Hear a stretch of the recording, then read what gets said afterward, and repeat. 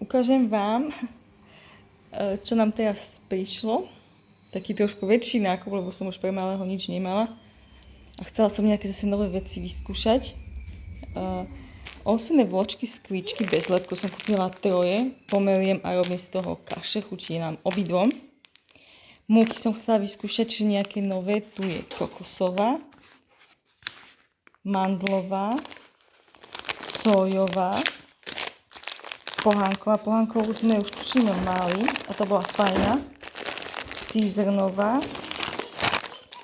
Tu je kukuričná. Dve basmati ríže. Basmati ríža je fajn. Marhule, to milujem. Som zvedala, aké budú. Ďakujem bez jadier. To malému chcem skúsiť niečo sladké robiť a na ochutenie niečo iné ako len banán, ktorá to opačie. Bôb, to som ešte v živote nemala, viem, habasi. Tak skúsim s malým.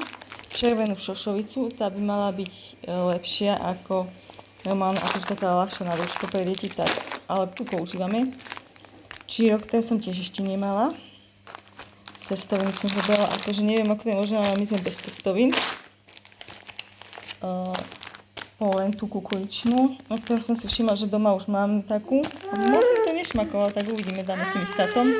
Áno, láska, tu je amarant, neprážené arašidy, tu sú nejaké koreniny, ja si to nestihnem spraviť, tapiokové perly, horálka a ja som si zobrala 2 šampóny, to sme dostali čajky ako darček. Inak tieto koreniny vyzerajú, nemám žiadne normálne koreniny, čo môžem pre malého použiť, takže rozmarín, bobkový list, tymián, koriander, takúto polievkovú zmes a s bohom sol, zeleninová tiež zmes, horálka. Tiež ďalšia zeleninová zmes, takže to vyzerá úplne podľa mňa dosť drahý nákup, ale som zvedavá, čo z neho vykúslim. Čaute.